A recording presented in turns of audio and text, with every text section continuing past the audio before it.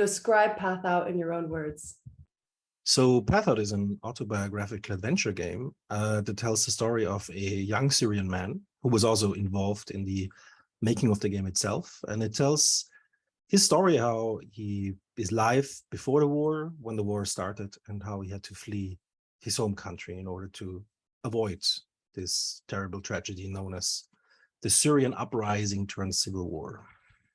Amazing, thank you. And so what was your role in the development of the video game? Well, a bit of everything. That was my role in the development of the game. I mean, I started the project together with the author and protagonist. In kind of a very casual conversation. We were in touch before. He was in Austria.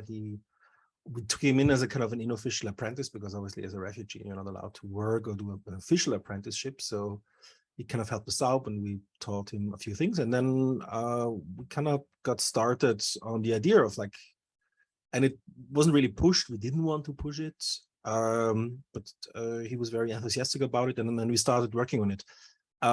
I was mainly in charge for the entire production and the design. So it was a very, very small team. We had people for audio, people for graphics, one person to write a little bit of code, and I did the entire design, which is not the graphics. When you talk about games, more like the levels, the dialogues, etc., etc.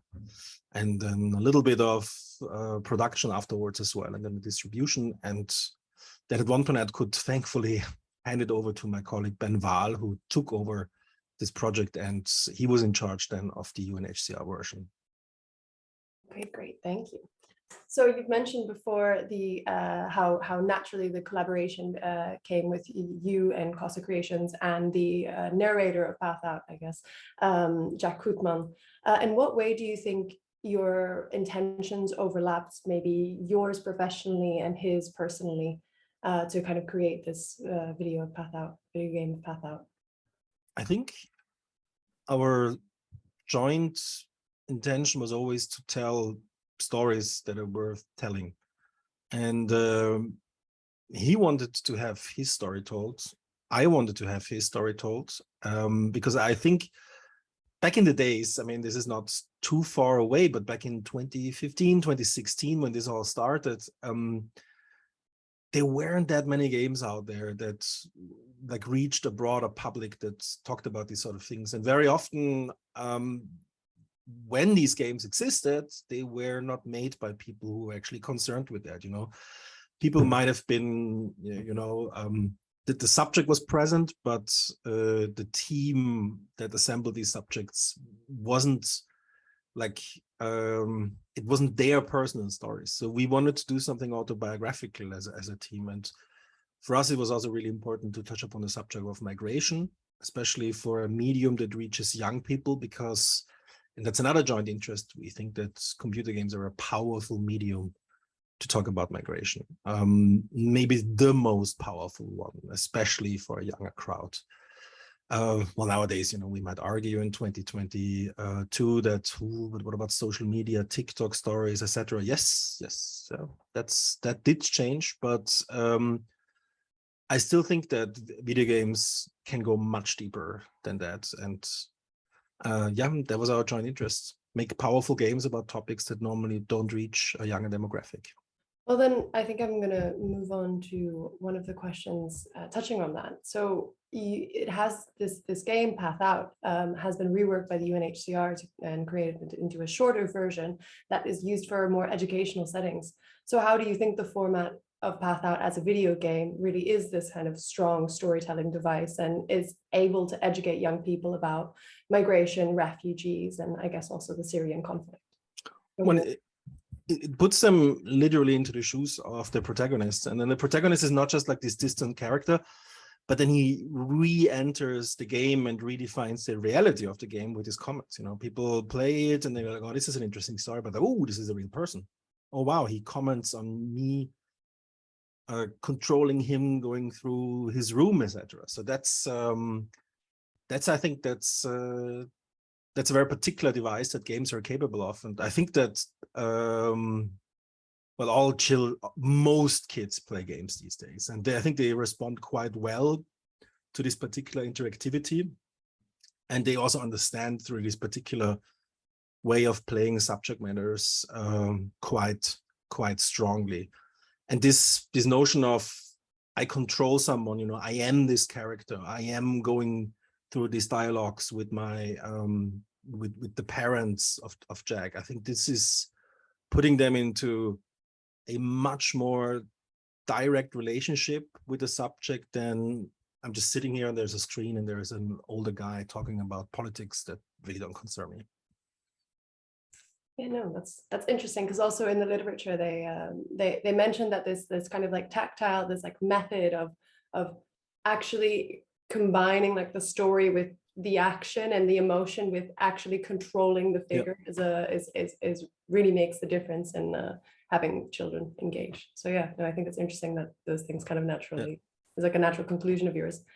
If I may add to that, Yeah. I think it's actually would be quite interesting, like what the physicality means in that context. You know, is memory working in a different way if I'm not just kind of in a visual, an audiovisual capacity looking and receiving something, but if I'm actually acting? And how do different games differentiate between each other? You know, what does it mean to be in a VR experience, you know, where I'm like truly more physical, or if I just control something with my hands, which is already a quite powerful interface. So curious to see what the research will tell us in the next years to come in that regard. Yeah, no, I think also because we have a wide range of games. Some of them are quite just like storytelling just in its nature. So you're really just following along to the text bubbles. And so it feels like, oh, that might be similar, more like reading rather than like gaming. So yeah, no, we'll be exploring that. On to the next question. You've already touched on it before, but Path Out has this way of balancing the serious subject matter, like the Syrian civil war, with like a playful tone, like Jack's kind of sarcastic comments and the artistic direction being quite like cheerful, this like Japanese role player game style, this childlike visuals. So why did your team choose to maybe contrast these elements? Yeah, this was a very, very conscious choice. And this also came from a debate with other people I work with Gold Extra, where we realized that a lot of visual imagery around migration is very catastrophic. I mean, IYY's image of the boy on the beach being one of them. And then we realized that this is the image that is being perpetrated in the media. You know, it's always black and white and like gaunt looking people looking with harrowed expression, you know, and limp children in their arms. And this is, of course, this is one side of migration. But at the same time, you know, these are just people living their lives. And these are just people living their lives. So it's not just this one-dimensional image. And I know it's meant to be made like that in you know, in people mean well, you know, if they show, well, that's catastrophic, you know, look at the catastrophe. But it's also, it goes way beyond that, and we shouldn't narrow down this experience to that thing, because they're rich, they're paradoxically, you know, people taking selfies of themselves at the beach in Izmir before they board these boats. I mean, I know that this happened because I talk to people, and it's sometimes really, really strange what happens. Or like people taking like a jet skis to cross after like walking through the Sahara, they take a jet ski to go around the fence in Ceuta. All of that happened, you know, and we just wanted to have a richer picture. And the other thing was that we had the intention to lure people in, to not just like have this plain aesthetic, but to give them like a sense that games from the 90s and like Ocarina of Time gives them like, oh no, it's a retro game, how nice to play. And it has this particular emotionality and coziness with it. And we wanted to interrupt this coziness with the horrors that Jack was confronted with, you know, like destroyed villages, you know, like this emotional situation when saying goodbye to his parents. And this is the kind of contrast and paradox that we wanted to have, like all the way until like the tiny little cute ISIS soldier that kind of run around the occupied town, and then to have this essentially as a kind of a special mix that pushes people emotionally a little bit further than like what so-called classical political graphics might achieve at that point. Yeah, no, I think, yeah, it's a different, it serves many purposes in that, like, it shows the kind of paradox of the situation, it draws people in, and it also kind of touches on like a nostalgia of a certain player. I think especially like maybe the second one, that it draws people in, that it draws a different crowd than maybe some of the other games that are very much more explicit in like how tragic the experience will be. So is that something, when you were creating this, was this something you had in mind, this kind of like softer, like, or the more appealing, or visuals, appealing, how do I say, comforting and like open visuals to kind of draw in maybe a younger audience? Yeah, I think that was one factor, but we also experimented quite a lot with different styles. Even within these cozy pixel art styles, we had like 5 different variations before we kind of narrowed down on that one. And we tried something quite serious in the beginning in a more of a visual novel style that was kind of inspired by a really obscure manga comic from the 90s called Mother Sarah, which no one knows anymore. And Mother Sarah had this kind of black and white tone. And then we tried some of these images, and then we quickly realized, no, this is not something where we want to go to. We want to have this other look, this other, and also, as you said, to like not draw in the 22-year-old art students or political scholars, but like a 12-year-old, like why should they not be able to play that? I mean, it's not a bloody, I mean, it is a bloody story in a way, but it's not told in a kind of a brutal way from the visual language. So this was almost more of a byproduct, the fact that it ended up being played even in primary schools than our solent. Okay. Yeah, I think because you also were you also explicit in not making it, it's a non-combative game. It's specifically, what was that planned? I think, yeah. Yeah, I think there is one fight in the game, but I'm not entirely sure if we even took it out. We had a fight with a bat in the tunnel. Oh, when you go downstairs to the, yeah. Yeah, no, there was a strange tunnel, and I think we might have taken it out at one point because it was more of an ironic statement that the only fight in the game is like between one bat, and you just shoot a bat away and then it's gone. But this is a device that we took from another game called To the Moon, which is about the passing of a loved one, and very melodramatic as well, with like Japanese piano. And they also had the same thing. They had like a fight with a squirrel to just make fun of the fact that, like, of course, Japanese role-playing game have this fighting system, but yeah, we're not going to use it properly. I know, it's interesting.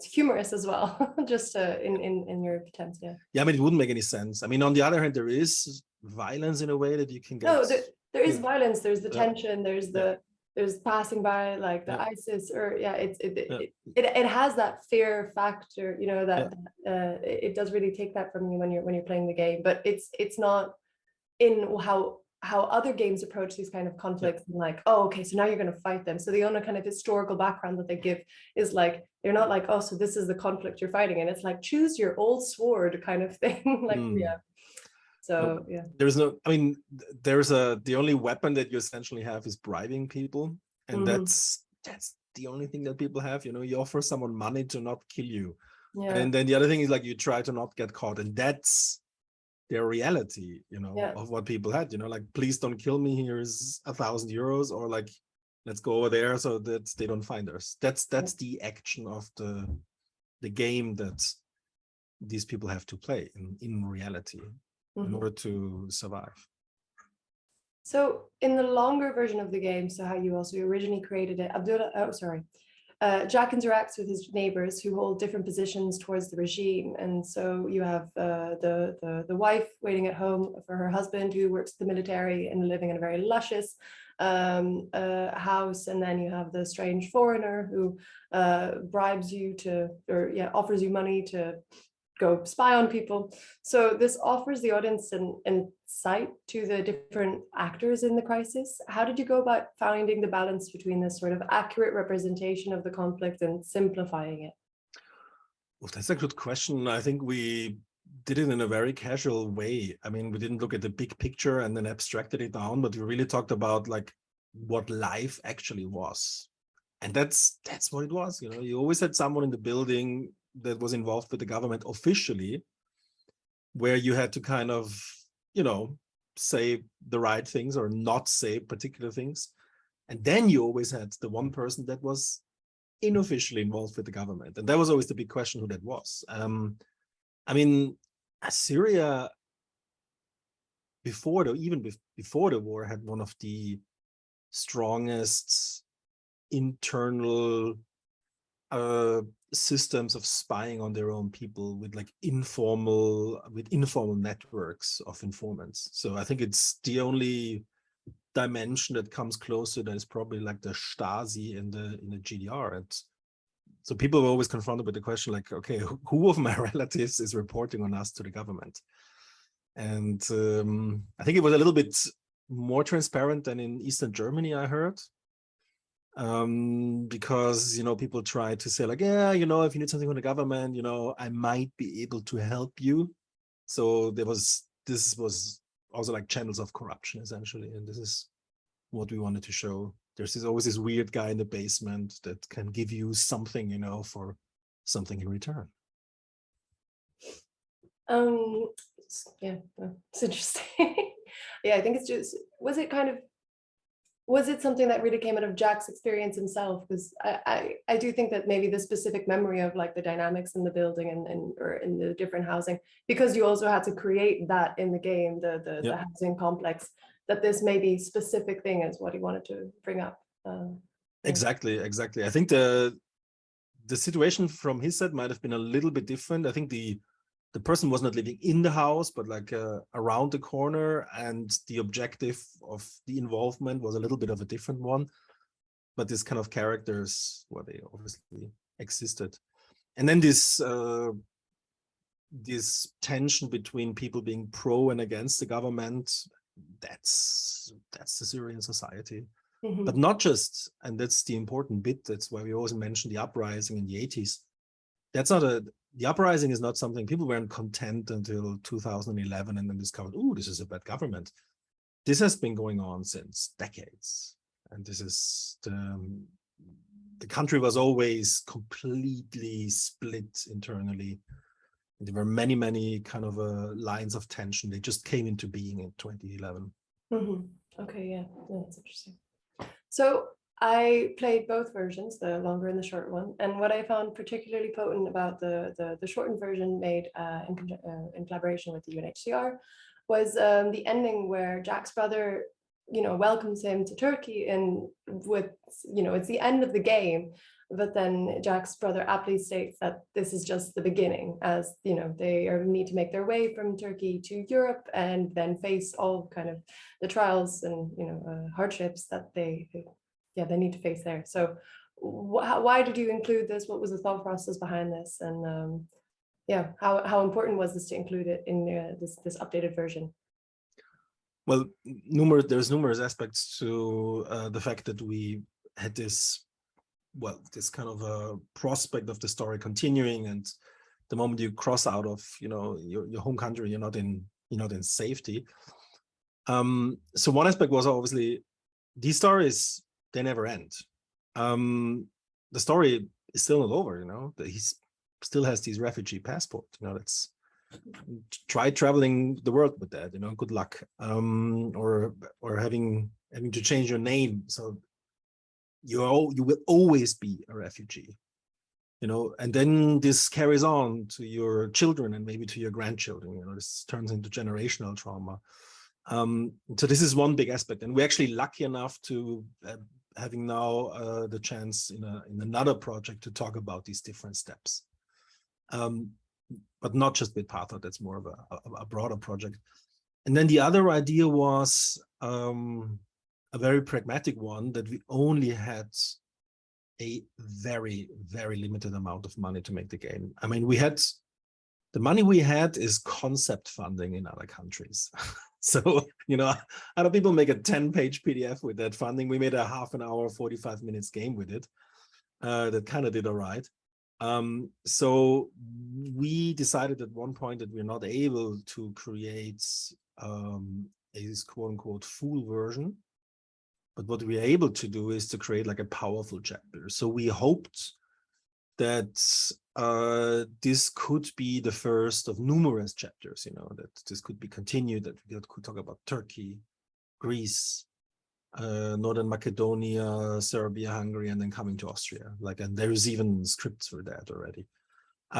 Turned out that people really love playing a short game, but the people in the games industry, they just wouldn't give us the money for the big version. People were very enthusiastic about what we did also within the industry. Oh, it's so important. And then like, oh, can we have some money to make a new version? Oh, maybe not. We'd rather do the normal thing. So that was a bit of a pity. Yeah, no, I think it's interesting you touched on that, because obviously, yeah, Path Out really is it received so much attention because it is this very unique approach, and it has so much heart to it, and it has, obviously the personal background that really is driving it.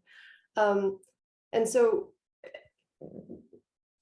do you think it's possible, do you see a shift in the video game industry towards this kind of more informed and socially conscious kind of games? And what would you say maybe is the driving factors for it? Or if not, then what's hindering this kind of evolution? I mean, it's a commercial industry at the end of the day. I mean, we are very, very lucky that company like ourselves or Charles Games, that we always finding pathways to create these sort of experiences through European funding systems. And I think there is some people that can somehow squeeze into the system. Like my colleagues from Paint Bucket Games, they do amazing work in Germany with looking at the Third Reich through like various different angles. But I think the games industry in total is based on profit. People want to make profit. They get 1,000, like an independent publishing studio might get 1,000 proposals a year put in front of them, and then they take 4, and then it's a really hard sell for them to go like, well, let's take this really difficult topic that might not sell well, because they might get 4 things that look really, really promising, where you can make a lot of money.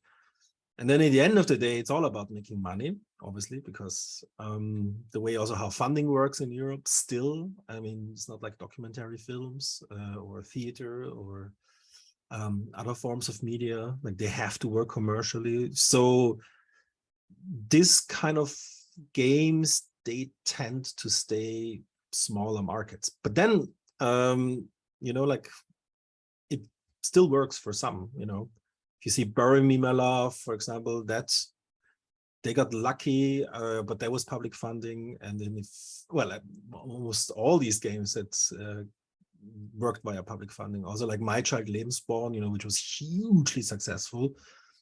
A lot of funding from Norway, but they also had a very strong social media game. So you need both. You need a strong game, and then you need public funding, and then you can make these stories. What I don't see yet, quite honestly, is the commercial markets being interested in that, like to fully support that. I don't think we are there yet. I mean, people are interested in the fact that we do this kind of games, but they're not ready yet to give us this kind of money, because it's not within their core interest to support this kind of work.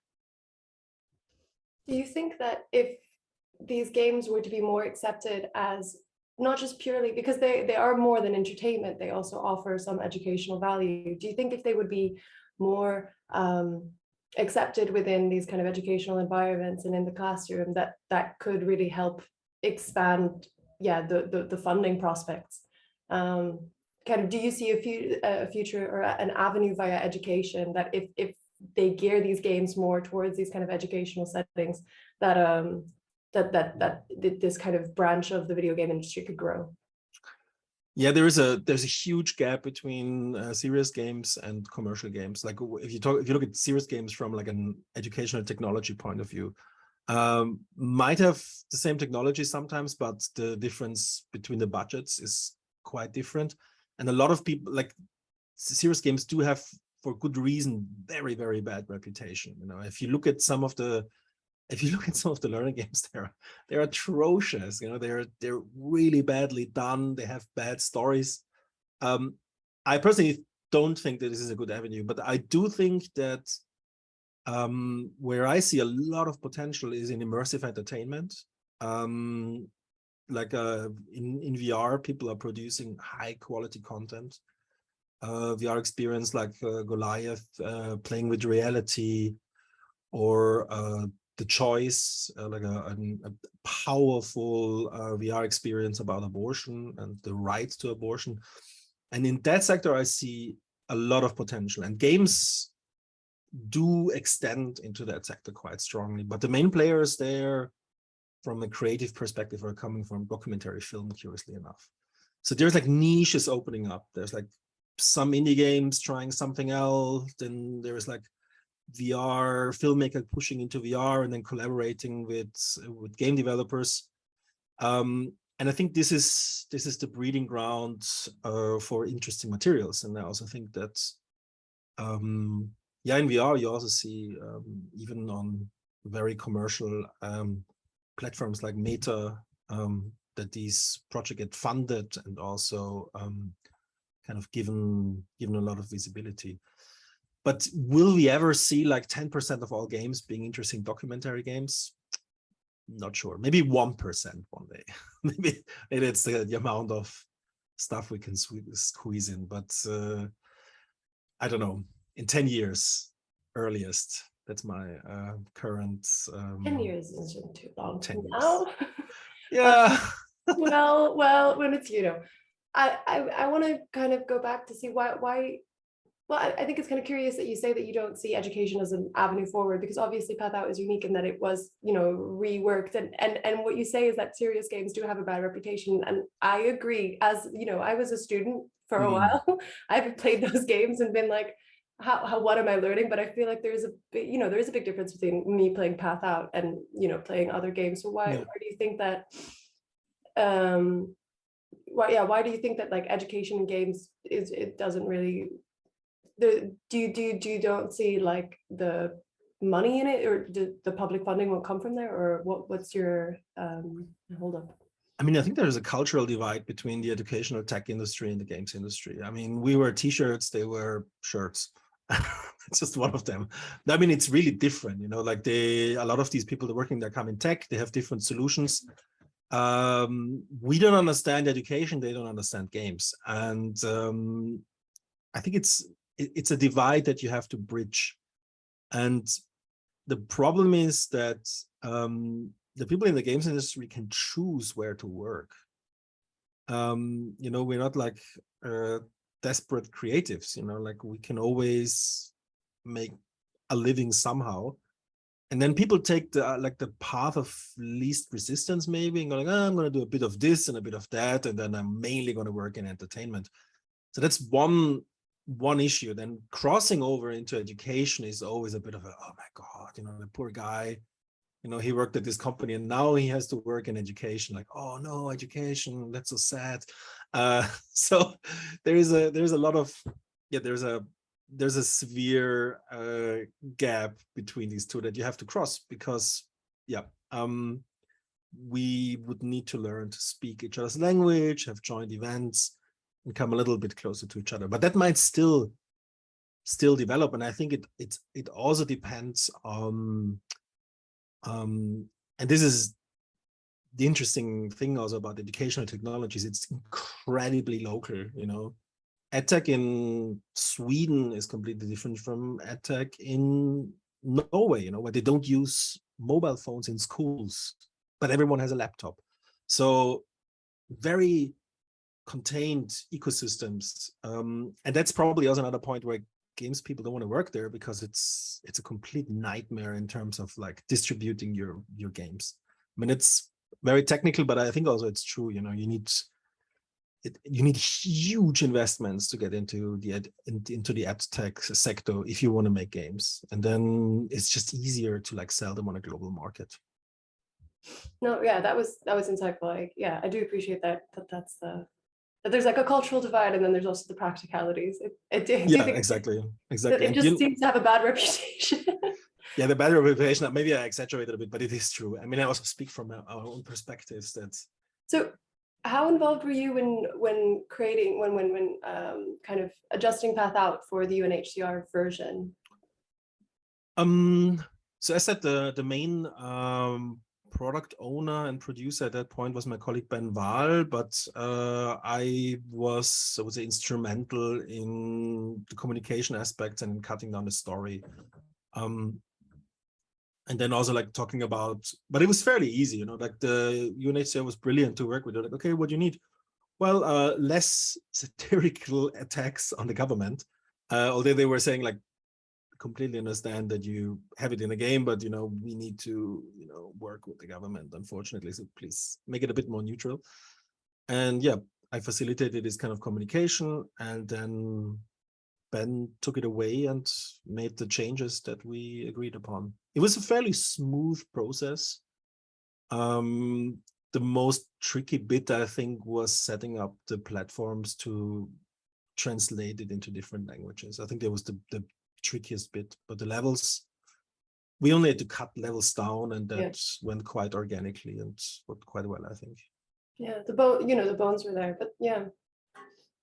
So it was more just a coincidence that you guys created a commercial game and that it was just translated into an educational format. Yeah. Yeah, I think they really wanted to have it shorter so people could play it in 1 hour. 1 hour, yeah. Talk about it, play it, and then talk about it again. And otherwise, it would have been a little bit too unwieldy. And yeah, and it has this, in the middle part, it has these things, you know, where you can go on all sorts of quests. So it also needed to be contained in a way that, yeah, people don't run around in this village too much, for example, and find the weird Boka quest, which is probably quite confusing if you're 12 years old. Yeah. Okay. Making it family friendly. Yeah, a bit more family friendly. Yeah. Okay, interesting. I'm just gonna, yeah. I'm just thinking like it's interesting what you say with education, that it really, yeah, that it's that the kind of positive effects that these socially informed games can have will much more likely happen within the commercial setting, just because that's an easier format for most game developers. Yeah. And also, yeah, that it offers more creativity, I guess, as well. Yeah. I mean, another aspect, but this is again us, you know, like our experience is that schools don't want our games, that like they don't go like, oh, you know, we need these games, but they go like, oh, well, we are still doing the same like 50 years ago. And I'm like, well, good luck with that. But so when we do work in the educational sector, we always work with non-governmental organizations who already have a foot in, mostly outside of Central Europe, that is, curiously enough, with like a few exceptions. So, but because this, and I think this is, getting your game into schools is so complex, like depending, you know, you deal with ministries, there's so many stakeholders in some countries, you know, you need to go from essentially village to village. And yeah, this is something, you know, it's already difficult enough to make a game, and then, you know, and then the other stuff is even more tricky. So even from a purely commercial perspective of, you know, you have a studio and you need to, you know, pay salaries to people, you know, it's just not viable, curiously enough. Okay, no, that's interesting. Yeah, I think I'll touch on that in next interview.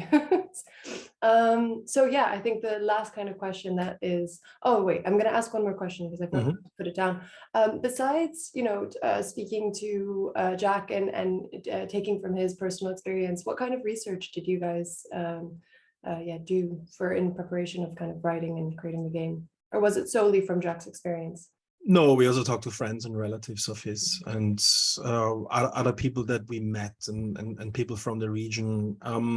Yeah, I think it was very, very personal. You know, we literally were sitting in front of the computer. I'm like, so is this how your house looks like? Oh, okay. And then we so for example, the inner yard, which is addressed in the game, doesn't look like his inner yard ever looked like. The inner yard looks like an Airbnb in Damascus that obviously existed before the war, or a hotel. So we looked at these photos, and then we looked at it, well, this is nice. Can we take this? I'm like, this is not how it looks like. And this is how this joke also came out. So it was a lot sitting in front of the computer and looking at reference images, and talking to colleagues. We also had a researcher in the team, but he mainly helped us with the grant application, but he also had Florian Bethel, and he had a strong interest in Syria as well, because he visited there, and he made an artistic project about a Syrian cosmonaut, a spacefaring Syrian that was like associated with like some Soviet program. So he also had some insights, and yeah, so that was our core research. Obviously, we did not do any research on location. And then the other thing was obviously, like the entire torrent of media to that particular subject. We used a lot of data journalism as well to like move away from like reading articles that would like repeat things, but use live UA map / Syria, for example, that really looks at like what happens where and where things are more like geographically located. And that was also quite interesting. And then there's like some strange things that made it into the game, like this American Kurdish fighter in one of the levels. That's more of an Easter egg of our own media consumption as well on that topic. Same with some of the Arabic memes that are hidden inside of the game. That was Jack's input. Sorry, the drilling has started again. So I almost don't hear it. Okay, maybe it's just distracting to me, but I was like hoping that it was good. Okay, it's done now. Yeah, then I think I'm gonna conclude with our final question, and I guess the kind of question our project really wants to be answering, which is, in your view, what role can video games play in boosting society's collective memory of these conflict events? I think the memory aspect is really interesting, and this is also something that we are now engaging in over a long research. I think we have a problem in society with memory in general. Some societies, if you look at nations in particular, more than others. And games are quite excellent in bringing back memories, like revisit spaces, recreating spaces, the whole spatial aspect, being able to like mimic particular things from the past. And I think in that aspects, they're incredibly important. At the same time, we have to be very cautious when we make these games, that we think about how are the games themselves being preserved, how are they working over time, is the particular technology that we're using right now, how long will that last as well? But yeah, I think in terms of like memory and memory culture and games, this is a huge thing that we haven't even started tapping into properly. I mean, there's like Charles games being like the main example, there is like just a very, very, very few people that actually have even touched upon it, like with like 1 or 2 games. But I think it will be a huge thing in the future, because games have excellent kind of parameters to facilitate that, to create spaces to remember. Thank you. That was a nice answer. Very succinct. Yeah, I think that's everything I wanted to touch on. Yeah, thank you so much.